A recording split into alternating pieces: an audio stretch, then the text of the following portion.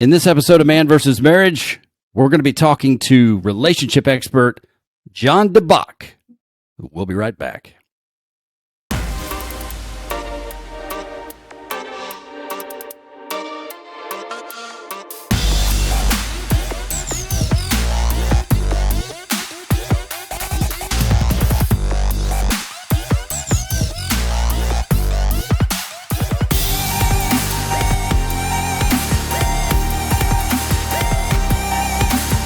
Welcome back to another episode of Man vs. Marriage. It is I, your humble servant, the Q-Dog, in the Moran family studio today, running a solo episode with a gentleman I've just recently got to meet who sought out our podcast, and he is none other than relationship expert Jon Dabach. Jon, welcome to the program.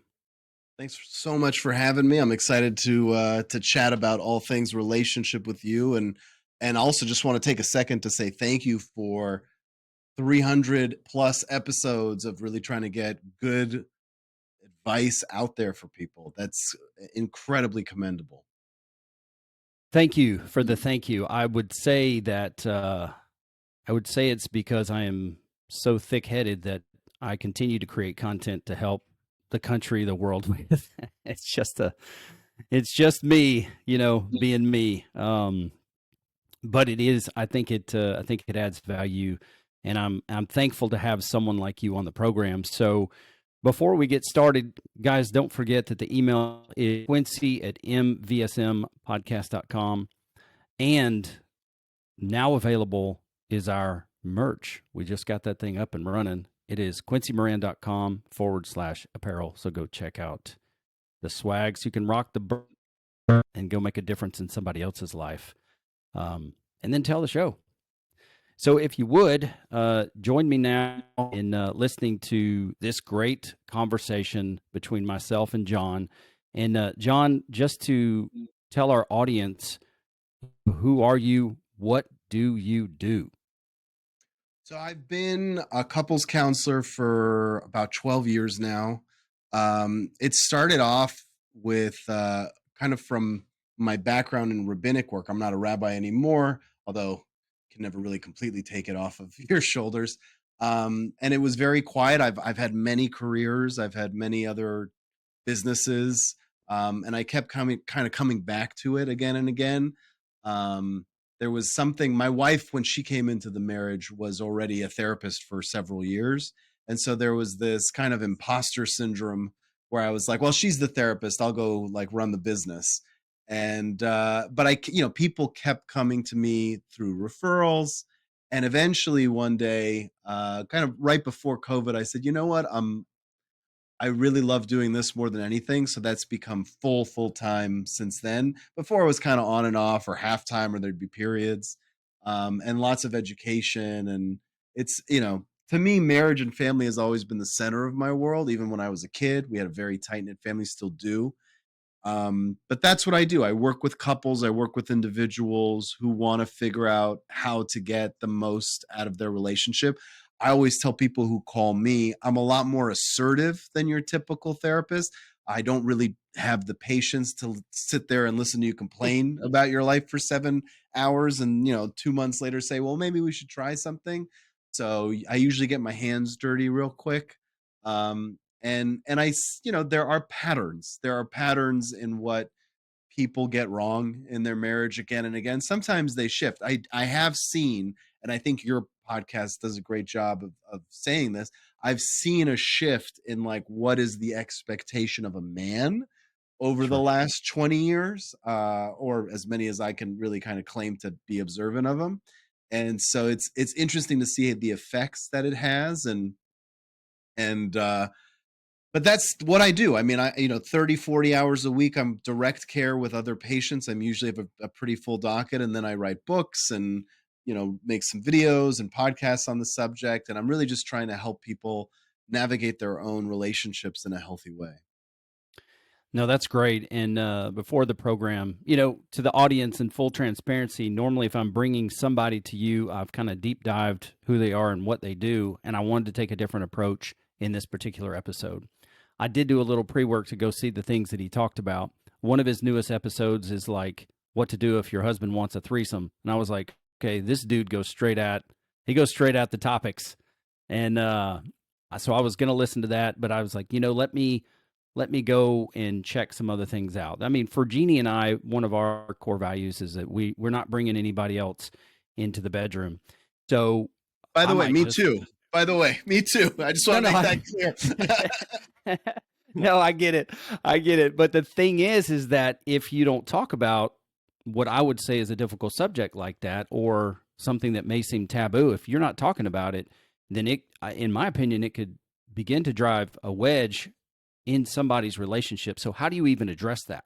So kudos to you for doing that, because I Yeah. think it's the hard topics or the hidden, like the silent conversations that go on in our life, that we need to have a place to go and talk about them. And so what I listened to it was very interesting, and I might listen to the entire episode just so I could help the guy that email us, which I want to be a resource and help facilitate that. But go and your official website is it jondabach.com? Dr. Jon Dabach. So drjondabach.com is the easiest way to get a hold of me. I have a few floating out there. So if you search my name, there's one for my speaking and different stuff Okay. for practice, but that's the easiest way to get me. Yeah, that was poorly executed on my part. I should have that in front of me, so please Oh, no, forgive me. that's, But don't I worry endeavor to about it. do better. Um, It's I funny want to you take a mentioned it's funny you mentioned that one. I don't think you can leave something hanging out there like, what do you do with when your husband wants a threesome Mhm. without at least diving in a little bit? So let me just Yeah, kind of that's great. address that. Let me just That's address it great. for a second. So usually if a guy comes into my office either alone or with his wife, or if his wife comes in and says my husband really wants a threesome, my first immediate thought is what is unfulfilling in the bedroom for him? Because most men have given up on the idea of the fantasy of having it as being a realistic, attainable thing that won't hurt their marriage, right? So that's a really big caveat. So, but usually when someone complains or says they want something, it's representative of something else being broken, and it's their kind of feeble attempt at filling a hole that exists in the relationship. So first, like my first advice would be, where's your sexual relationship now? Does he feel satisfied? Does he feel fulfilled? And if I'm asking the guy directly, I mean, 9 times out of 10 that's come up, and it doesn't come up often. I want to be honest. I would say out of 3,000 or so people I've worked with directly, it's come up maybe a dozen times. And sometimes it comes up later after I've worked with them for a few months and they're bored and just want to bring up stuff to see how far they could push the envelope. So the people who've kind of brought it up in earnest, kind of urgently, you're talking like you can count them on one hand. And so those people, every single one, it's the sex life is not satisfying, and it's usually like, well, he wants more, he wants it to be a little more dynamic in those cases, and the woman is open to having more sex and more dynamic, but she's not emotionally cared for, and so there's this kind of missed opportunity of saying like, well, what do you need as my wife to feel more open to having sex more regularly? And Mhm. if you phrase it that directly, women will say, well, I want to go on a date, I want to feel heard, I want to feel special. And it's like, okay, those are great ideas and they're abstract. Let's get into some actual tactics. What does that mean? Yeah. Does that mean a 1 hour date without phones outside the house, or do you prefer staying in and microwaving your own popcorn and just cuddling up? And when you start nailing down what it means to be heard or cherished, and you can actually deliver without fail, when the guy delivers the sex, I mean, it's not uncommon to see couples come in and say, well, we had sex last night, and it's like, oh my, mazel tov, like it's like great. Yeah, it's that's like, right. it's like That's okay, right. and then the threesome stuff goes away, so that's really the was the main point. Sometimes it is a fantasy, and if you guys are in a space and you're both open to it, my rule is always, if you're adults, you're consensual, and nobody gets any kind of physical damage, I'm not the one to judge. I could tell you for my own marriage, if I went to my wife and said I wanted a threesome, the next words out of her mouth would be, so do I call a lawyer or do you call the Yeah. lawyer? So it's not Yeah. for me. And I would say it's, emotionally going to probably break most people.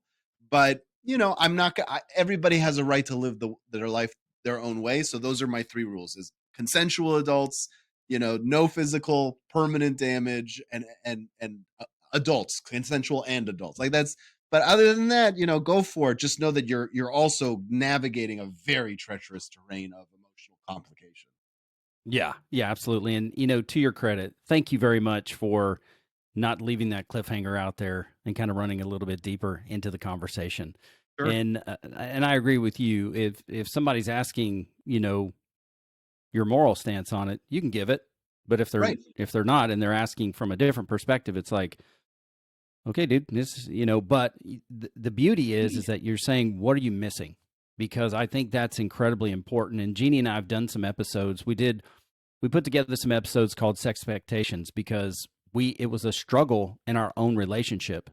And then things got really good, but we still had some bumps in the about sex that was like, and I was like, this is going to be hard to do, but I want people to hear what's going to happen in real time. So we did 2 episodes on who decides when we have sex, and kind of came down to, is it a matter of access or is it a matter of initiation, and how do we deal with that? Because a lot of times I've found, just trying to help guys, if sex isn't right, the relationship is not right. I mean, that is just our experience. You're the expert there, Yeah. and you've counseled I well. So I'll tell you the most extreme story I ever heard. So I posted a YouTube video. I'm just getting into the YouTube game, so my videos still get just a handful of views.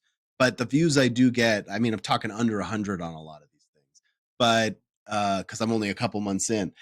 But I will say the views I do get are usually from people who clearly watch with certain intention. And there was a video at one point where one guy reached out and then also kind of followed up with, he found my email on the internet somewhere or a form, and kind of sent me background. And I said, you know what, I don't know if I can help you, but let's get on the phone and let's just talk for a little bit. I talked to him for an hour, and I found a hole in the schedule. A super nice guy, married 44 years, and they've never had sex.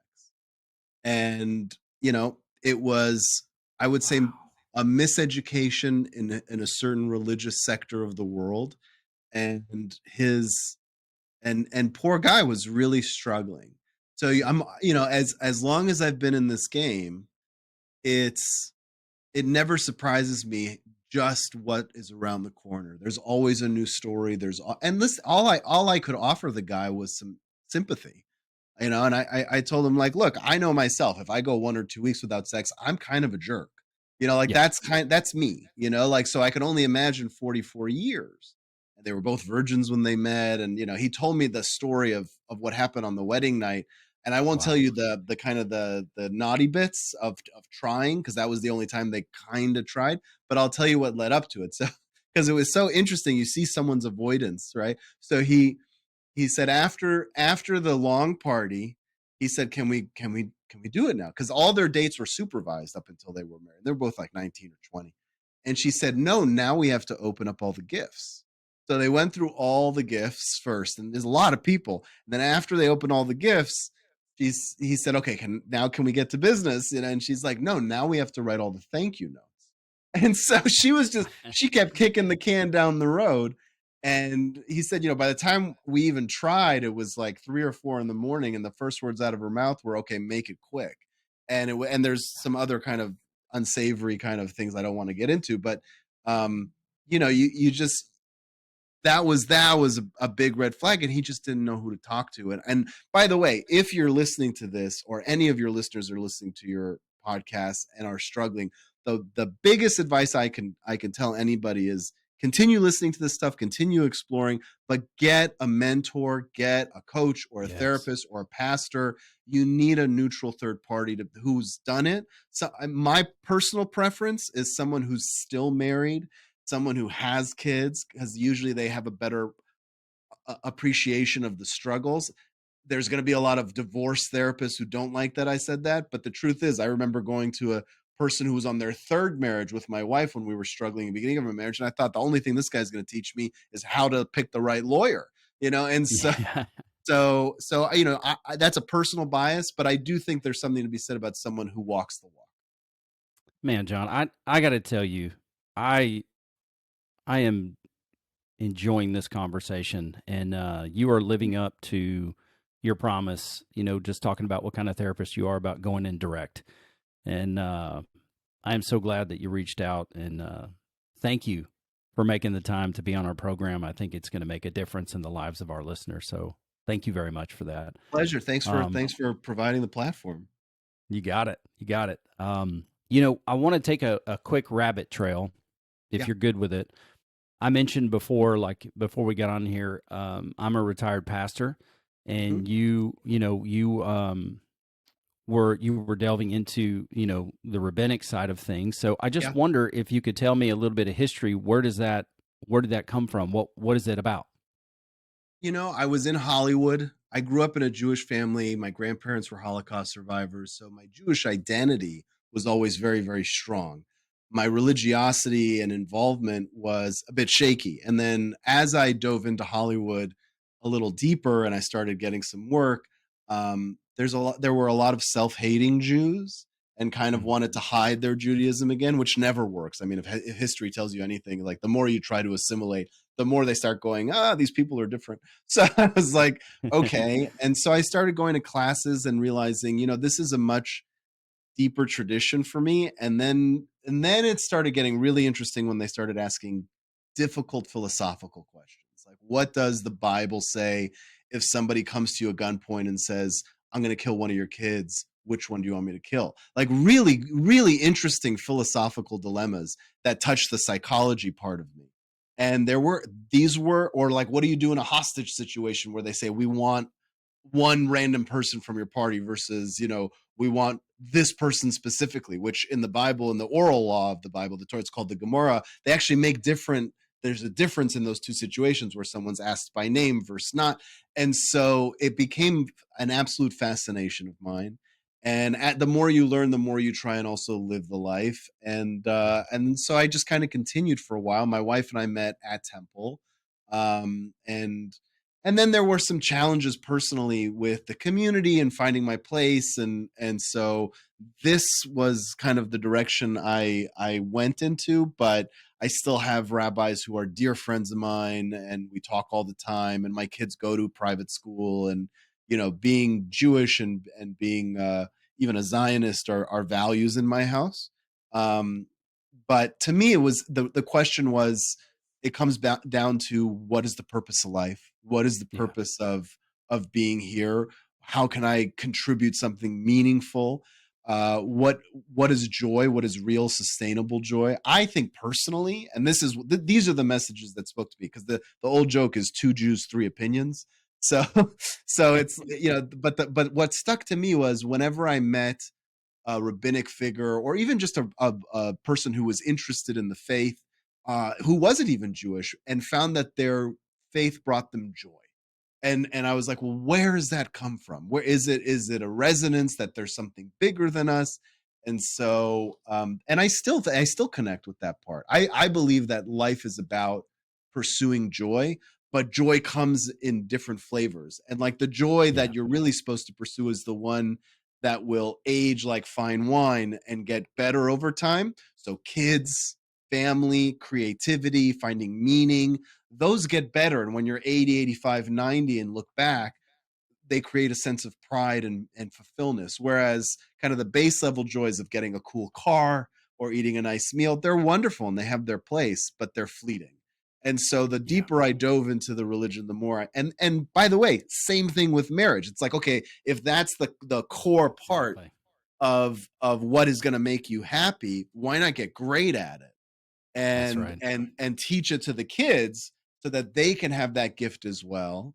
And then hopefully it rubs off on your friends. And that's, I'm sure firsthand, that's what happens as soon as someone feels like you have something useful to say. I'm the same in or out of the office. My friends call me, they'll text me at midnight, I'm having a fight with my wife, I'll take the dog for a walk to give him privacy, I'll be on the phone, what happened? And that's just my role now. And I love it. I mean, you're right. I do think it is a calling. I think that it's just natural for some people. My wife won't Yeah. touch couples with a 10-foot pole as a psychologist. She has no interest. It's too complicated. I thrive on it. I love it. That's awesome, man. I really appreciate it. The reason it intrigues me is because I come from like a family of preachers. I told you I'm from Alabama, so Yeah. kind of come out of the Church of God, and my papa, my uncles, and then eventually my dad became a pastor. So maybe it was the only natural course. Once I kind of got introduced to it, I felt like it was my calling. And there's a time where I thought I couldn't live if I was a pastor, if I wasn't one, and then a time where I thought, oh, I can't live if I have to be one. So it kind of had an up and down road. But I always find those types of things intriguing. And then as I went, on my journey in my faith, I started to learn about. We're Christian, to learn about what we didn't learn about the Bible in church, and so started getting into the history, the culture, some of those things when I did some Bible school. And it's like you used a great word. It's fascinating, and I absolutely love it. But thank you for sharing that. And I for do being have a open to. compliment. I will say, and I tell this to Jewish crowds too when I give speeches. I don't know much about your faith compared to what I know about Judaism, but what I will say is that there are two things. There are two gifts that I think Christians have given to the world, and if you listen to them, if you have a very sensitive ear, it's stuff that I wish Jews would adopt more. And it doesn't and you don't have to change your tenets of faith either. The first is that God loves you, right? We don't do a good job of that. You guys make songs about it, right? I mean, it's a beautiful message that really does have a purpose and a place in everybody's life. I don't care if you're an atheist. The idea that something loves you that is unflappable, that's an incredibly empowering thing. And the second thing, it's the idea of being godlike or saying Christ-like, the idea of emulating those things. We have concepts like that. Mitzvahs in Judaism really do, but we don't talk about it directly. And I think that's a helpful tool. I think we should be talking about that. And so those Yeah. two things I look at as gifts that the Christian community has given to the world. And if they want to adopt them or not is their business, but beautiful, beautiful gifts. Yeah. Well, thank you very much for that. And we in the Christian community don't always do a great job of living those or leading by example. Matter of fact, Jeannie and I almost didn't get married because of our faith. Where the church I grew up in the Church of God, is a big thing about women not wearing pants. And it's an old covenant based mindset. And we in the Christian faith talk about the old covenant, the new covenant. And so I was like, we got into this discussion one time when I was a youth leader, and I had told my friends, I was like, well, yeah, the girl, if we have daughters, they'll wear dresses. That's obvious. And Jeannie was like, what? And so, like, legitimately, I almost walked away from our relationship because of that. I won't bore you with the theology side of that, but I no longer. I'm actually quite familiar with it because it's a Jewish tenet too. They call it Beged Ish. So Okay. it's in the Orthodox Jewish world, you'll find that we generally have a good sense of all the rigid laws because most of them still follow it. Yeah, yeah. Well, and this one, as you know, comes out of, well, I don't. Deuteronomy 22:5 is what the Church of God takes, and it's says a woman shouldn't put on what pertains to a man, or she'll be an abomination. I'm not sure how we in the Western world took that as to mean she can't wear pants, she has to wear a dress, but that's just part of it. Thank God, I didn't walk away from that, and that I really I kind of dove deeper into that, and then somehow God blessed me with 7 daughters. I don't know if he was trying to reiterate something to me or not, but it seems very interesting. Maybe he said, "I'll give him 7 tries. Maybe he'll get one right." That's right. Well, we might ought to have some more kids because I'm still working on it. But thank you very much for talking about your faith. Like Jeannie, I say we're Christians, but this is not. It's not a Christian podcast because we want to cast the net very wide. And just because we don't, a listener may not believe in our faith, it doesn't mean we don't want to help them. And so we don't necessarily lead with that.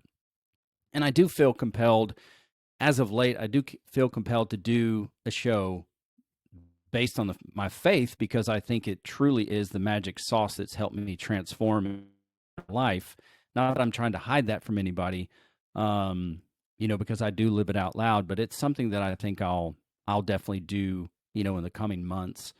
Yeah, sure. Um, I think it's worth it. as I mean, I'd be interested to hear it too. And I should say, like, the faith part of it, living in Los Angeles, probably. I mean, I have clients all over the world, but most of them are still in California, and I would say probably half of them are agnostic or atheist, or it never comes up. And I think that anyone struggling deserves help. So I echo those sentiments completely. Yeah, and thank you for sharing your insight there. Let's talk a little bit. We'll see what the next avenue we take is, but before we go on, let's talk about your book, because I would love for my audience to be able to know more about you, and then explain to me, talk to the audience about this book that you've written. What is it about, and who is it meant for? So it's really meant for couples. It's called Your Apology Sucks. It's on Amazon, but if you're not a hard copy mandatory kind of person and you're open to an ebook version, anyone listening to the podcast, I've made it available for free. So you can go to drjondabach.com/MVSM for Man vs. Marriage. So drjondabach.com/MVSM. And you could just put in your email and it'll get emailed to you. I don't really have, just so you know, I don't really have like a million emails that come after. I'm not trying to sell you on anything. The truth is, I'm usually full in terms of my caseload. I'm just trying to get the word out. And if you don't even want to buy it, by the way, here's a little tip. If you go to Amazon and do the preview of the book, there's a QR code. You can watch a mini course for free without even putting in your email or buying the book or downloading it if you really just kind of want to get a sense of it. I found that there's really only a handful of problems that exist in a relationship. There's a whole other book I'm writing now on the 10 different categories. So social, sexual, financial, familiar, kind of runs the gamut. That's a diagnostic tool I use. But whenever you kind of get to the root cause of what's splitting people up, it comes down to emotional intimacy or physical intimacy. Building warmth in the relationship is missing, or it's not strong enough, or resolving conflict. That's it. Those are the two core skills that exist in every problem area of a relationship. And part of the conflict role, that when I think of conflict, I think of it as the before, during, and after. So if you're going to have a fight and it's a touchy subject, how you start it is complicated, right? There's some tools for that. What you do in the middle of a fight is there's intervention techniques, and then what you do after the fight. And what you do after the fight to kind of rejoin your marriage is where it can get incredibly complicated, because the average length of time a couple waits before they seek counseling is about 6 years of problems, not 6 years into the marriage. Usually people wait 6, 7 years. They go, I'll just, it'll weather the storm. Some people are great and they get, proactive. Sometimes I know the Catholic Church specifically has been very proactive about teaching premarital counseling, and I love that. But some of us aren't so lucky and to realize that, or so humble and have the humility to go into counseling early. So when I get couples, I mean, it's not uncommon for me to have a couple where the first thing out of their mouth is, we lost a child, and that was 5 years ago, and our marriage hasn't been the same ever since, and they're blaming each other for the loss of the child. And so the reason they blame each other is because they haven't really learned the role of apologizing, how to do it effectively, and how to process the trauma. And so Your Apology Sucks. It's very tongue in cheek. It's very sarcastic, as you could tell from the title, because it is a hard subject. And I wanted to make it a little lighter. But but the whole point of it is to teach people what the role of an apology is and how to deliver it Yes. effectively.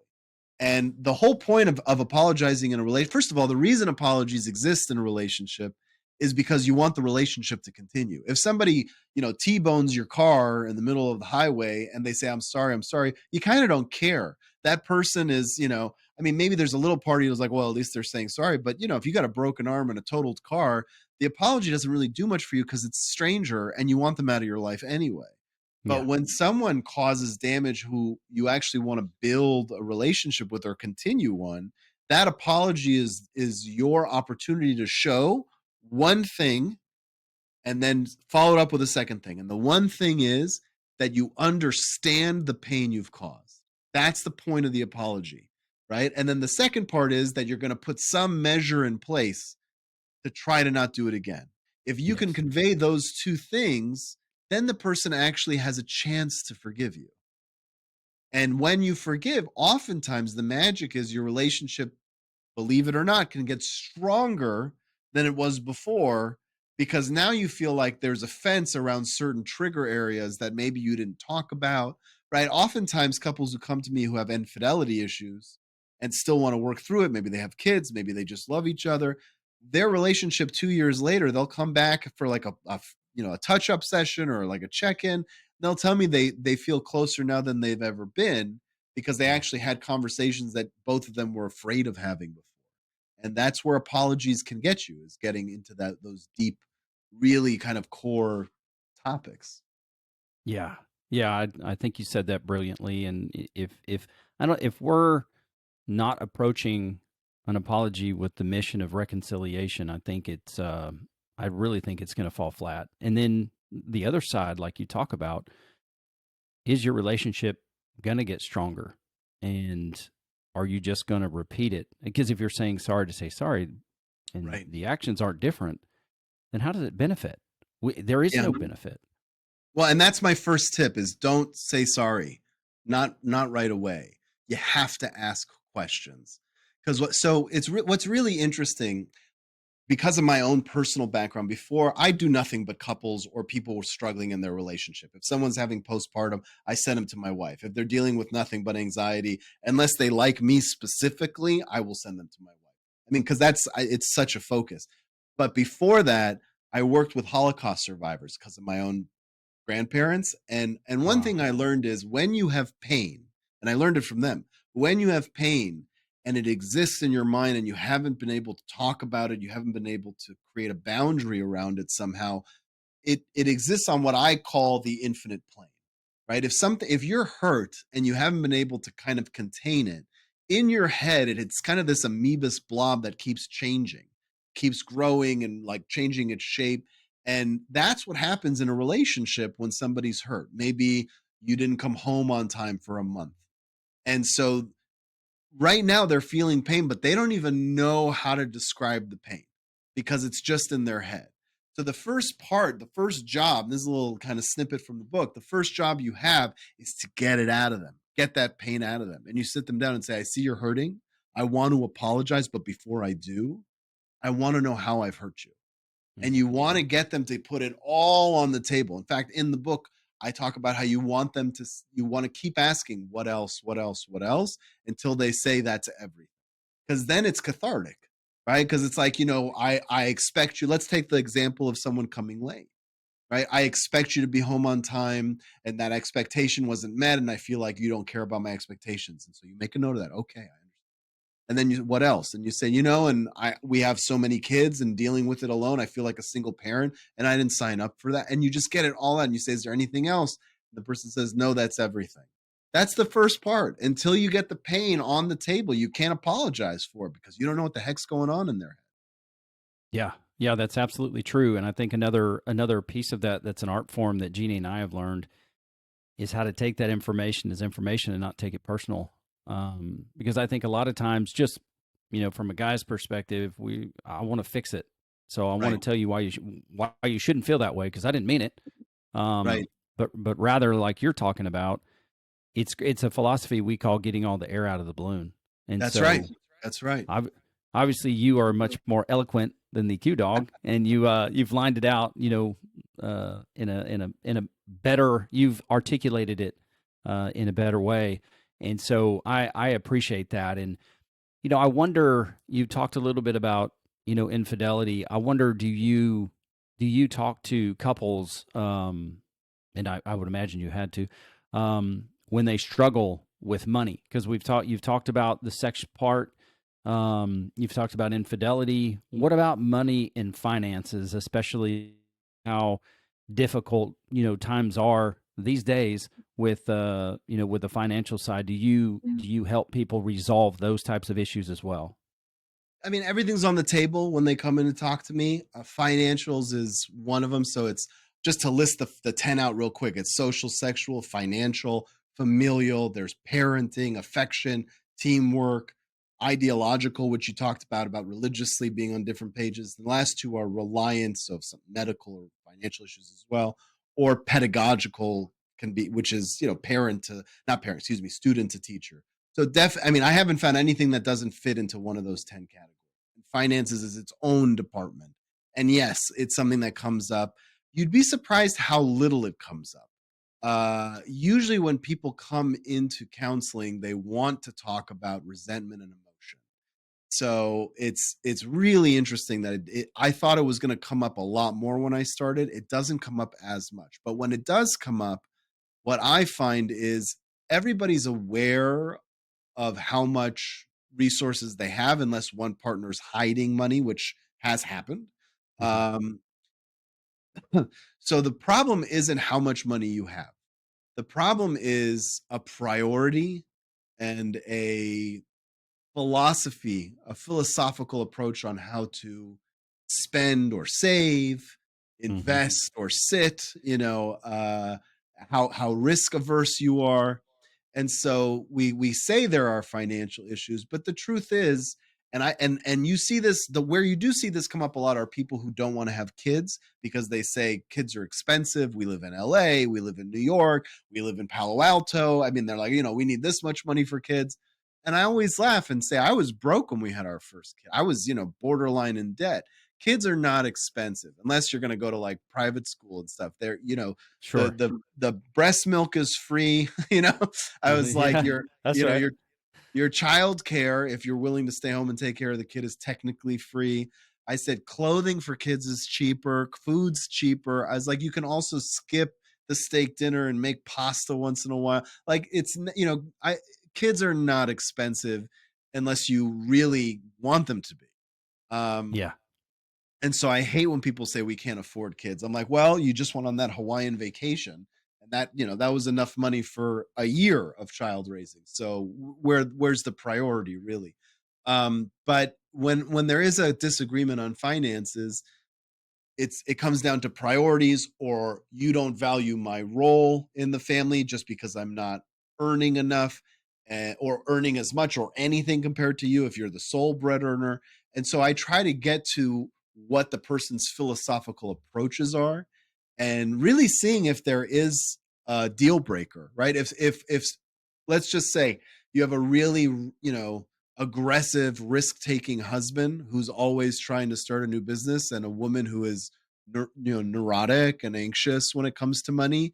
um that's not, you have to learn how to rectify those personality traits.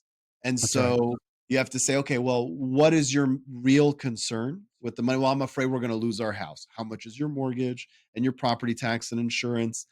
Can you commit to putting that aside every month, and even maybe handing her a check or cash and letting her know the house is safe every month and the rest you can do what you need, just really watering it down. I said, would that help you? And the wife will say, yeah, of course. Then my main concern is gone. Great. And then I say it to the husband, is that okay with you? And he'll either say no. Sometimes I think it's okay to skip the mortgage and collect debt that way. And I'll say, that's not cool. You've married the wrong woman, right? If you want to live that life, you're in the wrong marriage. You have to really seriously reconsider that. Now, if she says, I think we should hoard all our money and never take risks, then she might be the one that needs a little bit of a push in the right direction. But as long as you have a roof over your head, enough food, enough money for food, I would say maybe health insurance and some clothing. Everything after that is luxury. So Yeah. so getting people to first frame it out that way. And I have clients who are, by the way, billionaires. I have a couple billionaire clients, and they still complain about money, right? Yeah. Because now it's like, oh, being married to her, it's $60,000 a month in expenses versus us mere mortals, but they still complain about it. So like, there's Yeah. no end to it. Yeah. I think I don't know the name of the song, but there's a famous rap song that says "Mo money, mo problems," and I think that's the I'm name of just it. okay. Then I got it Yeah. right on the head, right on the money. No pun intended. Um, so here's another question, and first of all, I think it's important. I'm gonna follow the lead. I'm gonna be, the first one to take action within the man versus marriage community to go get your book. Um, Topics that you've covered are crucial to stretch me and to make me a better husband and a better father. So I'm absolutely going to go get it, and I'll be happy to pay for it. And I would just kind of call on our community to be happy to pay for it and to invest in you, because the work you're doing is crucial. Obviously, I believe in it because I'm, trying to do something along the same lines of strengthening, marriage and family and culture. Um, so it's I can't wait to get the book and read it. Is it available on audio, or is it? I still have to record the audio book, so not quite yet. I'm working on it. But look, I don't make much from the book, so whether you buy it or not, really, like honestly, it doesn't matter to me. If you want a physical copy, I'll mail you one just as a favor. But yeah, we try to make it not too expensive so that I know couples sometimes like to read it and then hand it to their spouse and say, "You read it now." So Yeah. yeah, so we did make a printable, a print version available on Amazon. But yeah, it's out Like, there. I definitely, just in spending time with you and then getting to learn more about you and your philosophy and who you are, we know, I'm confident to say we know you're not doing it for money. Um, it's probably a hot button issue too for me right now because my wife has just written her first novel, Oh and she wow, what's it danced. called? Yeah, it's called Ethan's Sky, and that it is a romance suspense book, Oh, that and sounds fun. I don't know if it'll be up your alley. It's one of the types of books that has a man with no shirt on, but I got to say and it's not me on the cover, contrary to what you might think. Um, but she danced around and rewrote a book for the better part of 6 years, just dealing with that imposter syndrome. I mean, you alluded to that earlier, and she was able, with our family and our challenges and moving the family 1,500 miles from California to Texas, she was able to write it, and I'm very proud of her. It's like a 150,000 word novel. It's a big Um, novel. it is a big novel, and so I kind of see on the backside, what, or behind the curtain, if you will, what goes into that. But I really believe in supporting um, people, and especially when they add value. So that's why I say that there. And maybe someday you do make a mint, and we'll be the catalyst to get you there. You're on par with having billionaire conversations with billionaires. Um, so one thing that I would love for you to kind of talk about, and we kind of have this in our audience, so it's a selfish endeavor, Yeah. is we have a lot of guys that'll listen to our podcast, and then he wants to improve his relationship, he wants to improve his marriage, he wants to be a better. How can he navigate going to his wife and talking to her about wanting something better than they have? Can you speak to that for us so that the audience? I would like to kind of break down that barrier, if you will, so that guys can have a little more confidence to go and not offend their wives, so to speak, but to really open the door to that. Well, it's a great question. That's a great question. The way I would approach it, this is my style, so you have to adapt it for your own way of talking. I sound like a therapist sometimes, so you might have to dress it up or dress it down depending on, who you are. But I would go to my wife and ask her, start by asking questions. It's always important to start by asking questions. And so ask the question, "Hey, is this relationship or this marriage the kind you dreamed about?" Mhm. Right? Is this the best? Is this what you had in mind when we got married? Is this when you sleep at night, are you excited to be married to me? And if she says yes to all those, keep pushing because there's probably more to it, right? Yeah. And say, okay, so if she says yes, let me just give you some follow-up questions before before I kind of go to the next step. You could There say, you go. so like if somebody came up to you and said, what does the ideal marriage look like? You'd say, mine. right? And start trying to like put her into that corner where she'd have to admit it to friends, to family. And so because eventually she might crack, right? If you feel like the marriage isn't 100%, she's going to feel it too, most likely, right? And so just get to a no. In this case, you're looking to get to a no. No, it's not. If she says things like, it's fine, right? You have to say, look, I'm shooting for better than fine. I want to give you a marriage where you want to stand on the rooftops and shout to the world, I'm the luckiest woman alive. Start there, because now psychologically, it's all about her.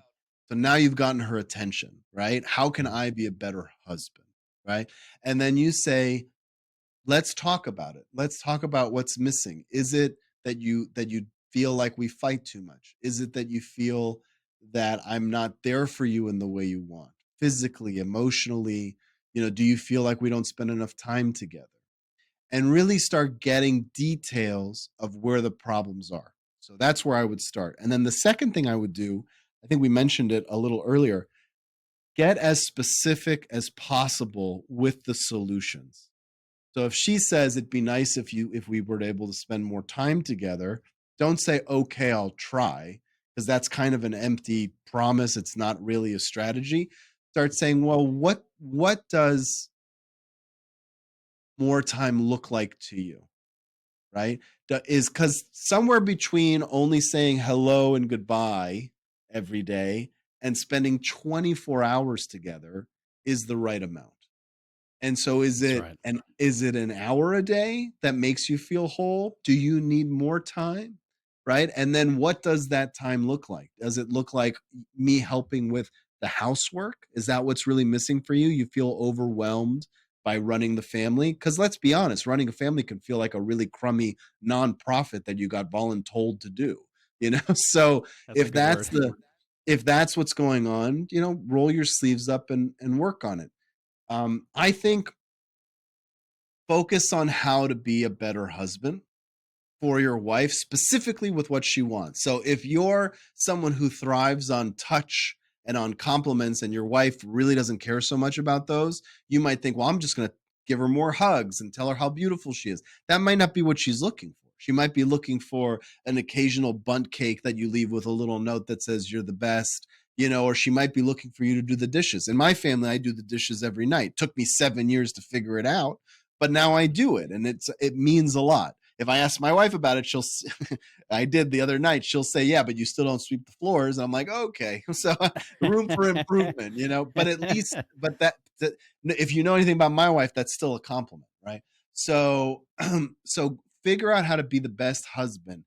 Then the next step is do that for 3 weeks. Whatever it is that she wants, make a schedule for 3 weeks. Okay?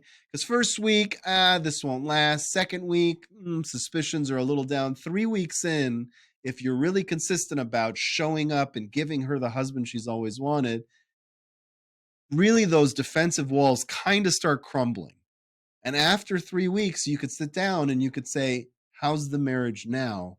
And if she doesn't say much better, you've either screwed up or there's some deep problems there that you need to explore. But usually she'll say, I have to give it to you. And usually it won't even take 3 weeks. Usually they'll come up to you and say, I don't know what's happened, but this is amazing, right? And the Yes. funny thing is it doesn't take that much time. Like if you break it down, what is she asking for? An hour with no phones and TV and a help with the dishes. If you time yourself, that's an hour together, which you'll like anyway, and then 15 minutes, which is what it takes to do the dishes. So for an hour and 15, you could turn your marriage from garbage to, legend status. Just do it for 3 weeks. And then at that point, you go up to her and you say, how is it? She says, it's amazing. Then you could say, I'm so glad you think so. Here are some things that I was hoping for in the relationship for me. Can you put some effort in as well? And they'll be receptive. I mean, she Yeah. has to be, because at the very least, she's going to say, well, I don't want this to stop. Right. Yeah. So Yeah. that's the way to do it. That's really the way to do it. Man, I think that is phenomenal. And it's one of the principles we live by, and you alluded to it. It's the what does it look like philosophy.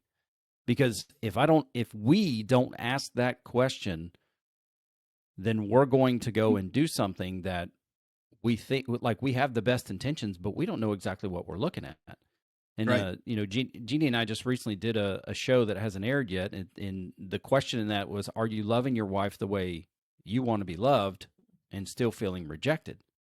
Yep. Because what's working for you doesn't necessarily work for her.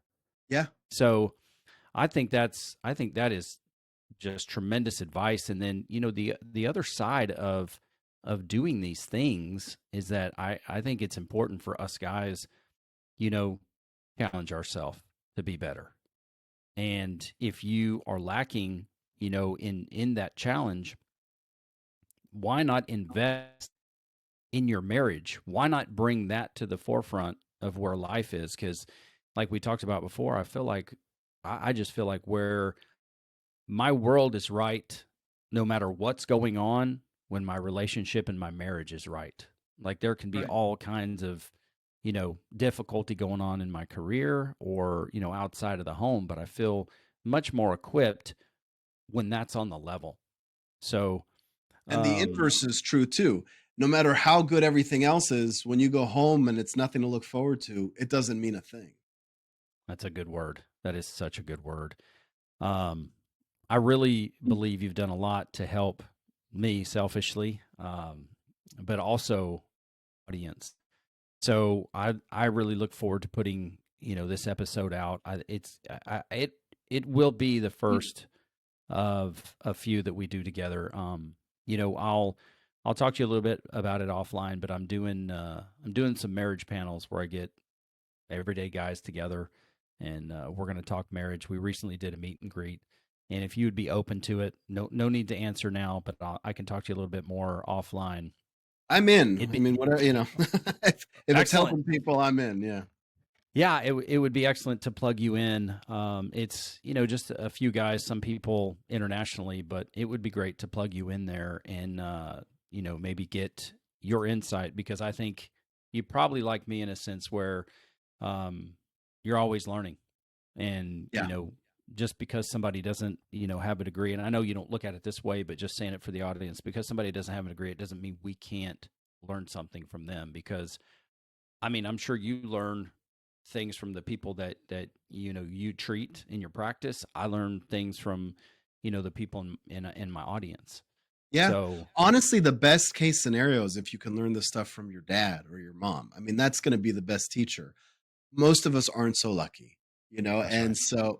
and so I'm happy to kind of help fill the gaps, but if I can help the next generation be there for their kids so that my job is obsolete, even better. Honestly, That's even right. better. That's right. That's right. Coach me out of a job, and Right. how ideal would that be? I'll find Um, something else to do. I have I have no problem finding something else to do. Yeah. That's right. That's right. Give us, as we start to wrap this up, any final thoughts you want to share with the group? You have shared a tremendous amount. I want to say Yeah. of information, but it's so much better. But please, you know, anything else you want to talk about? Yeah, there's while I was giving the advice on what to do if you're a man, there was one thing that I think I missed that I think is really important. When you are putting in the work and maybe your partner isn't doing it with you, which happens, right? That happens a lot. You need to find a source of strength Mm. that is going to fill you up and not be from your wife. And so find that for yourself. For me, it's my relationship with God. It's a very personal thing, right? And if you have that, fantastic. If not, it could be Brazilian jiu-jitsu. It could be meditation. It could be Good. yoga. It could be creativity. It could be writing. It could be painting. But you need to find something, because the truth is, relationships get good when neither party is focused on being needy, but focusing on being needed, right? When you feel like, how can I make myself as needed as possible in this relationship? How can I be as useful and as generous in this relationship as possible? That's when relationships get great. When both parties are like, how much can I give? But in Mm. order to do that, you need to fill yourself up so that you don't pull from anybody that isn't, it could be a therapist too, by the way. A local therapist Sure. could be me if you really wanted to work with me, if I have space. But and it could be a friend, right? You can have a beer with a friend once a week and just vent and complain, and commiserate with each other as long as they're positive. But find a way to make sure that you stay emotionally whole so you can be that backbone. Because sometimes you need to hold all the cards, you need to hold the weight. And if you don't know where to go and you're drained, you're just going to explode. And so you need to have that in place first. That is such a good word. That is fantastic advice. Man, it has been so great to have you on the program. Thank you for enduring my terrible planning. Thank I you like for it. enduring. Spontaneous. It felt great. It felt great. Give yourself some credit. Stop talking down so much. Oh man, I'm really thankful that we got to it. Some of the next programming we do, maybe it can be, something that's more targeted, something that you want to talk about. You said you're writing another book, so it would be great, Yeah. when you're ready to release that, to bring it, to us. You have a home here, and Thank you. it's fantastic to meet you. Thank you for what you do on a Thank professional you level. for thank you for what you do. We're in the same boat in a lot of ways. So right back at you. Yeah, and I know that I'm going to learn. I'm going to learn a lot from you, just by the conversation we've had. Also looking at the lineup. So, guys, be sure to go to drjondabach.com for more what he has to offer. You will find there. And look, I feel confident that our audience is not going to qualify your credibility on the number of views. I know we talked about that early. I'm just getting into the video side of things. For the first 4 or 5 years, we put stuff out on YouTube, but it was all audio, and it took me a while to come around to say there are just people who are not going to just listen to a podcast; they want a video. So my wife and I have started that. And what I look at with your website, with the quality, it's very high level quality, just from what I've seen. So kudos to you, because I know how difficult that can be. So make sure you go check out what he has to offer you. I mean, it's YouTube, I believe, so it's free. It costs you nothing but your time, and the investment is going to be well worth it. And then in order to get his book, go get his book. I'm going to do the same as soon as we get done here, and that is drjondabach.com/MVSM. Go get his book, and then when you are talking to your fellow man, push him in his direction, because he's got a lot to offer our community as a whole. So once again, I really want to thank you for being here. It means a great deal. Thank you for seeking us out and for taking the time to check out the show, write a review, and want to be a part of what it is we're doing. I really appreciate it. Pleasure. Thanks. Yes, sir. God bless you. All right, guys. He is Dr. Jon Dabach. I am Quincy, a.k.a. the Q Dog, and this is Man vs. Marriage, the podcast.